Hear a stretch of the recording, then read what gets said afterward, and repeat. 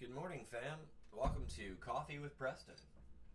It is time to slow down. Good morning, fam.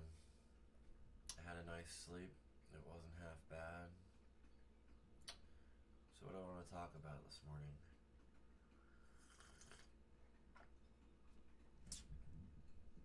I have a lot of things I want to talk about, but I don't really know where to start.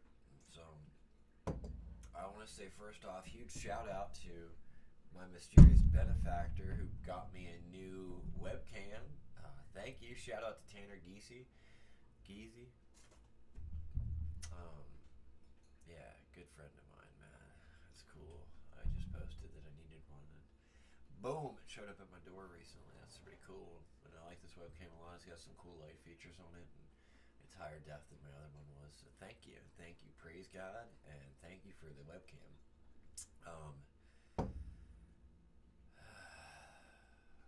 I've been thinking a lot since I made this last video, and I said that I was going to quit weed and quit cigarettes or nicotine and all that. I have botched that. I haven't done well. I have fallen prey to temptation on both sides of the fence. But I'm back on the horse, and I'm grateful to be back on the horse, and I'm going to continue to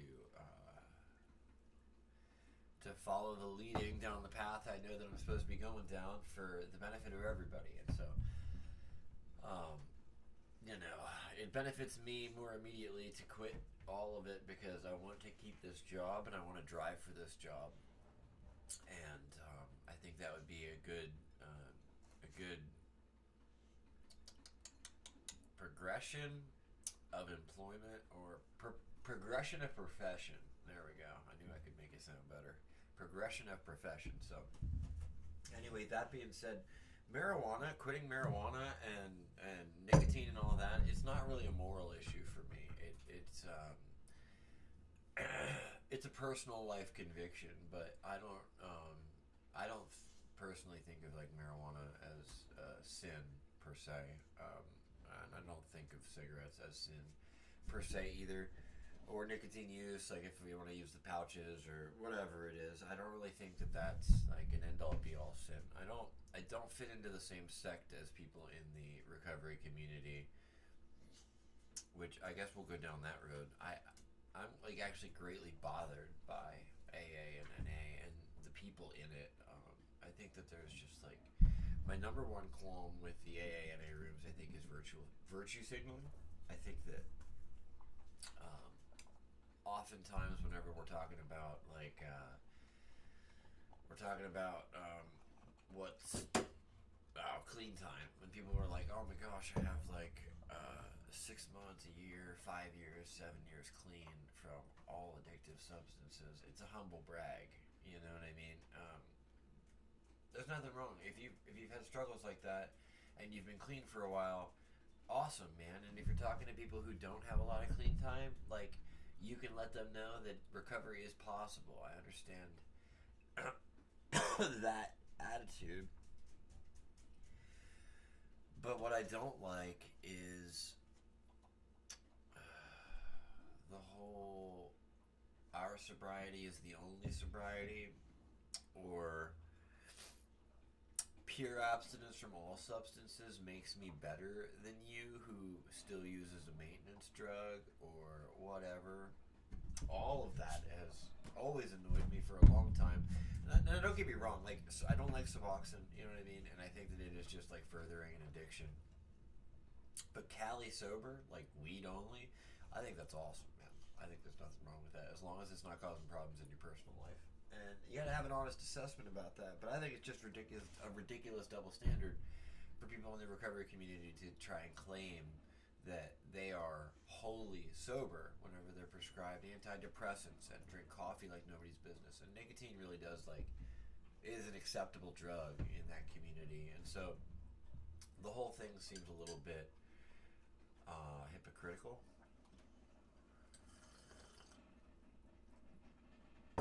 And I don't like that. So it's one of the main reasons I stayed out of the room. I have 7 years clean from all hard drugs, but I don't even talk about it really. I only talk about it whenever it comes up. But I've smoked weed for like a long time, and And I still drink alcohol. I love alcohol. Like, I love a good beer. And I don't think there's anything wrong with that. I know there's nothing wrong with that. I'm not going to be told that there's something wrong with that. But I feel like I can't be part of the club because I still use substances in a healthy manner. And like I said, I think there's a double standard with the antidepressants and the coffee and the cigarettes and all that and stuff in the rooms. And so, but I digress. I don't need to talk like a bunch of smack. I gotta stretch. On the AANA rooms, they get a lot of people clean, and I'm grateful for that. I'm like, whoever gets clean from that, more power to them. That's awesome. If they find God, even better yet. You know what I'm saying? But I don't really necessarily think that. Oh, my dog's just like falling all over the hassock. I don't really think that it's better than. Sorry. I don't really think that. It leads to freedom. So my general opinion of the AANA rooms is that it's religious bondage. I think that that's in a sense, it's a complex issue because I feel like it's religious bondage, but I also feel like it is obviously freedom if it's taking you out of bondage, because drug addiction is bondage, because addiction is bondage. And so it's the program that you follow that allows you to be alleviated of that bondage. The problem is that it's touted as this 100% recovery rate for everybody who does it, which is just absolute total nonsense, and that it doesn't work for some people, and it's totally true that it doesn't work for some people, and that's because it's a religion, because you have to buckle under the demands of the program, and if you don't submit to the program, then you're not going to be made right. The problem for me is that I think that true recovery and freedom comes from deliverance, and I think that it's a spiritual issue that you find healing for in Jesus, and ultimately that's what's going to free you from addiction, and ultimately that's what's going to change your life. And so it's the spiritual awakening that's at the 12th step, the idea that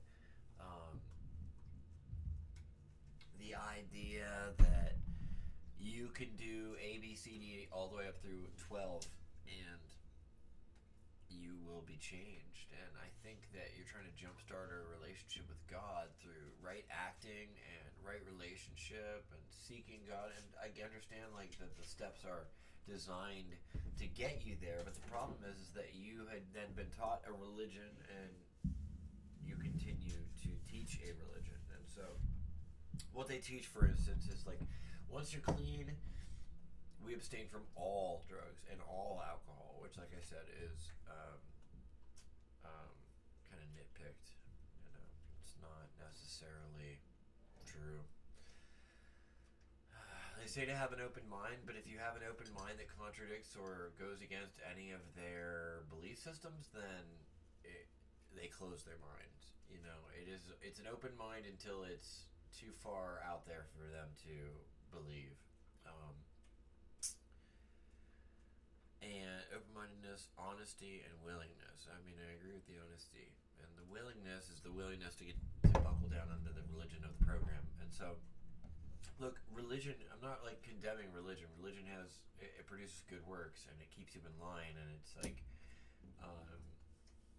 it has utility and it has benefit. I think that for drug addicts who religiously use drugs and live the drug lifestyle, it is a chance to wipe the slate clean. It gives them something to do that is more productive than lying, cheating, stealing, and doing whatever it takes to fuel their habit and to continue to live down that path. I think that they need something to do. So I understand how it is good in that regard, although what I actually think they just need is the non-judgmental community that comes from the AANA rooms.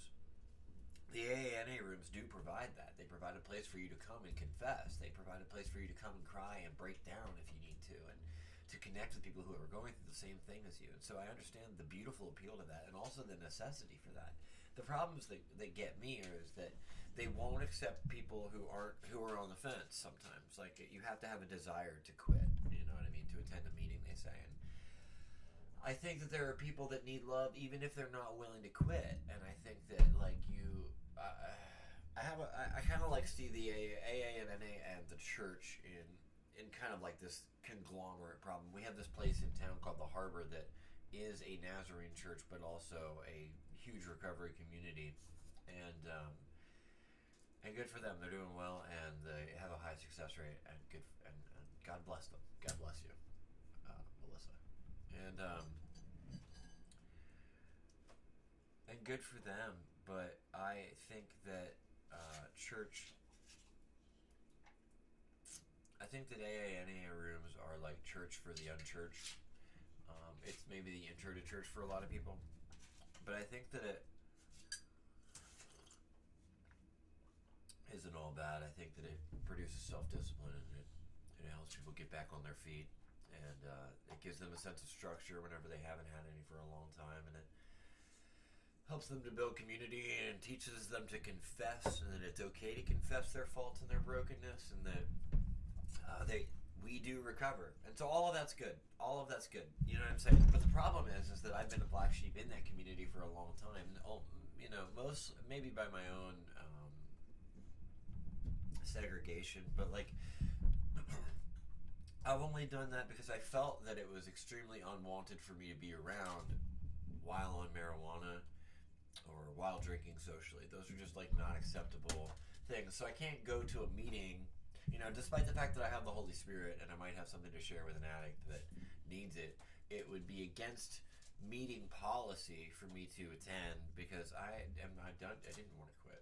You know what I mean? I had no problems with it and I didn't want to quit. And that's not fair. You know what I mean? Like, I think that's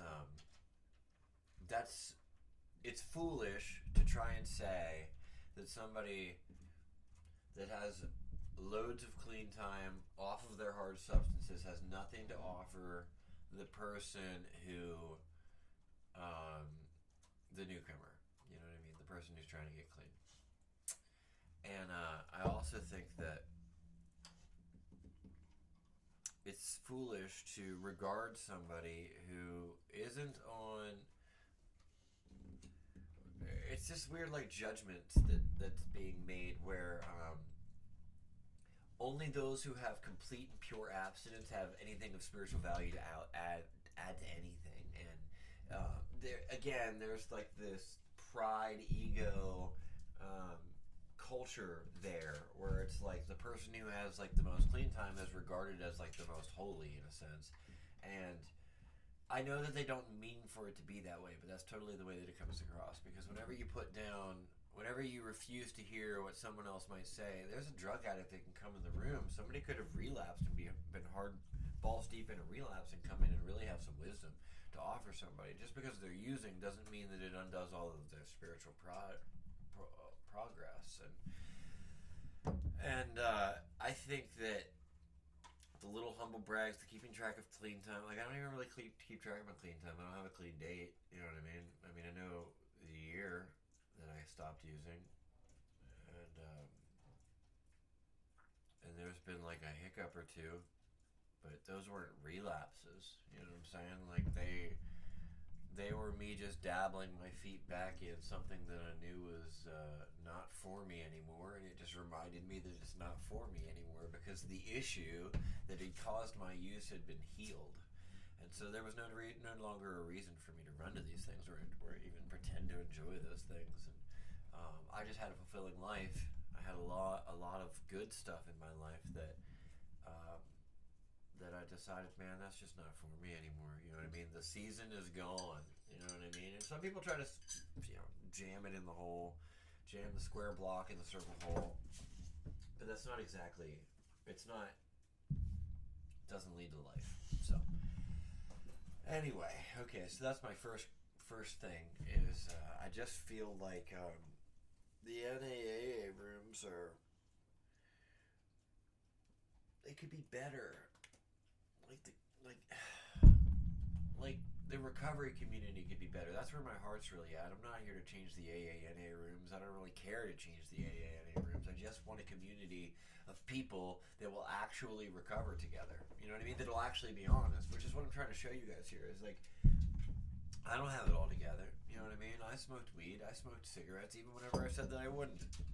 Gasp! I'm a human man, and I'm a failure. I realized in the last like week or two, I made that video and I was like, look, I'm quitting these things. It's going to be an awesome journey. We're going to be doing this together and it's going to be great. And I wanted that, you know, I wanted to be this shining example of like, look what can be done through God, you know? And I thought that that was what it was going to be, but then I realized after falling that I wasn't actually, you know, called to be this shining example of crushing it, because like when the hell does that ever happen in the Bible, man? You know what I mean? Like every one of God's people, they aren't called to, some of them crush it, you know, like Joshua's like kind of tearing it up, or David, you know what I mean? But David has a heavy fall too, and so like, but most of the time, man, they botch it, you know what I mean? Like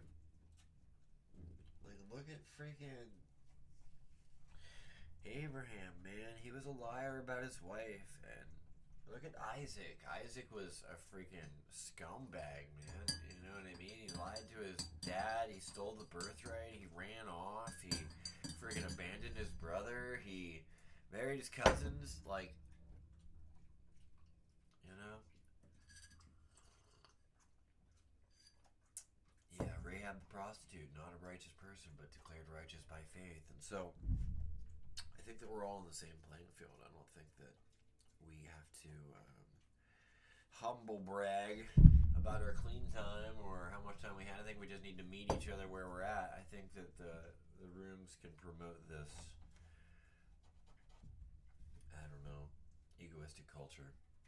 But I'm not trying to talk too much smack because I know that it has benefited some people. I have some awesome friends that are in the room, and good for them. God bless you. You know who you are. And I'm glad that it has worked for you. I'm glad that it has kept you clean. You know what I mean? What has kept me clean wasn't marijuana. It was Jesus Christ. You know what I'm saying? But before I knew Jesus, man, it was this desire for something deeper, for life. You know, I realized that drugs weren't adding to life, that they were actually stealing my joy and my peace and my strength, and that to quit those things would actually mean more life for me and more life for my daughter. I wanted to be a father to my daughter, and so that became the most important thing. I decided that I wouldn't let anything get in the way of that anymore. And so, you know, I wish church was more like an AA room. I love the circle sharing. I love that everybody's trying to contribute most of the time. You know, the newcomers are often scared, you know what I mean? But I love that that has been that's the rooms, you know what I mean? Because it's broken down, it's simple, you know what I mean? They come in, they have an objective. The objective is to keep each other clean. The objective is to learn about themselves and about their recovery, you know what I mean? And they come in strong, and I appreciate that about the rooms. And do I agree with all of their methods? No. Do I believe that they're closed-minded? Yes. Do I believe that they could help more people if they broke the program down, changed the program, adapted to a new culture? Absolutely. I think that it's old school. I think that it's outdated. I think that it works for some people, but I think that it could work for more people if it were different. But honestly, I think the church should just be doing the recovery community's job anyway. The church should be reaching out to these people. The church should be loving these people, taking walks with these people, getting coffee with these people, going out with these people, inviting these people over. You know what I mean? These are the people that are outcasts. These are the people that are unclean. These are the people that they have leprosy in a sense, and nobody wants them in their house. But these are the kind of people that actually need that kind of love. And so, yeah, I understand. You know, dealing with an addict can be difficult, and you have to have some semblance of boundaries in place, or an addict can just like plow over that, man. You know, you can't like have an addict over to your house and leave him unsupervised if he's not trying to get clean at all, because he might steal from you or whatever. I understand, but I mean, turn the other cheek. It's whatever, you know. Do you love people more than you love your things? You know, it's complex whenever you have children and you need to protect them from those kinds of things. But my daughter sees things, you know what I mean, and that's okay. I want her to know what the broken aspects of humanity are like. She knows that I have friends in jail. She knows that I have friends addicted to drugs. She knows that, you know, I love these people and I will do anything for these people because they need to be shown love, the love of Christ. And unfortunately, I don't feel like that's in the rooms all the time. So Anyway, this was just like a few morning thoughts. I'm drinking my coffee. I'm going to keep doing that, but I don't even know. This kind of just flowed out like it just did. So, meditate on it. Think about it. Do whatever. You know what I'm saying? If you have opposing thoughts, let me know. I would love to talk about these kinds of things. This is Planet Awesome. And this is what we're going to be getting into. You know what I mean? I want to talk about all these things because the NAA rooms have caused problems for me for a long time. And or I've had complex thoughts about them. Not really cause problems. I'm really an outsider to the whole thing, but I want to see church. I want to see church be intimate like that. I love the small group setting. I love without the religion though. Can we just remove the religious aspects of it? The whole you need to do this, you need to do this. If you don't do this, this will happen. If you do this, this will happen. Most of the time, it's false promises. We don't know. I mean, there's consistency. Look. There I can say that all of the AANA steps are good. I can say that, like, I can't necessarily disagree with any of them. They all like, if you do them, good things will probably happen. You know what I'm saying? They're pretty simple self improvement tasks in a sense. Mission, a mission, and so if you're looking for something just to work on yourself, that's the key. But the problem with that, in a nutshell, is that Christianity says there's nothing you can do about you. Christianity says you're a wretch and that Jesus Christ saves you by grace and love, and that the work of the Holy Spirit inside of you is what sanctifies you, not your hard works. The book of Galatians, which, man, I'm really going in here. The book of Galatians, man, says that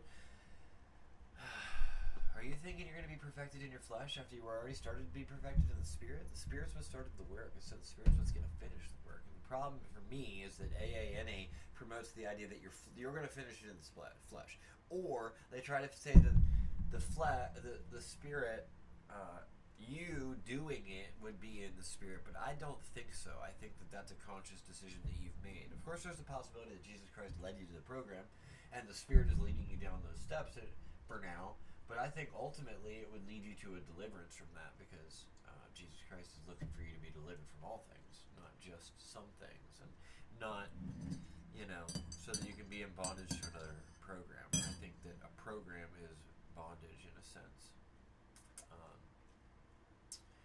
But maybe it's a slave to righteousness. I'm sure that some of you feel that way, that AANA is like being a slave to righteousness, like Paul writes, but I just think that it's trying to perfect yourself in your flesh. I think it's saying, I'm going to take charge of my recovery. And I think that that's already the wrong attitude. And I think that if you're not saying Jesus Christ is taking care of my recovery, then I think you're saying the wrong thing. I think that if Jesus Christ, if the Holy Spirit hasn't removed the urge to use from you, then you're not delivered and you're not. I think that most people arrest their addiction, and the program and people in the program talk about that, but who wants an arrested addiction if it can break out again? I want that addiction removed entirely from my life, and I'm telling you right now that it's totally possible. And the idea that it isn't is bondage. It's just bondage in disguise. You know what I mean? It says if you do this and continue to do this forever, you won't fall into addiction again. And it's like, or the God of all creation just takes it away from me. I beg him, I cry out to him, and he takes it away, and that has been true for me. That has been 100% true for me, and I think that is true for everybody, and that's really, there it is. I think that's the core of my qualm, is that I think that's true freedom, and I think that the program doesn't teach true freedom. Actually, I think it says to look at yourself whenever Paul says, I don't even judge myself. I think that it takes a fine-tooth comb over everything you've ever done. I think it can help you clean your conscience. Steps 4 and 5 are mighty.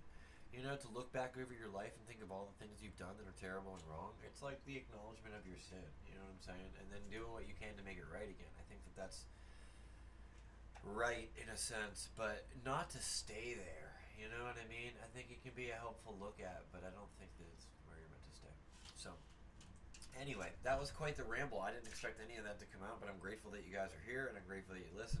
Cheers, and I pray that you guys have an awesome Saturday. I'm here. Hit me up. Let's talk. Let's hang. Let's big chill. I'm gonna be making more videos here. Thanks again to my buddy for giving me this camera. God bless y'all.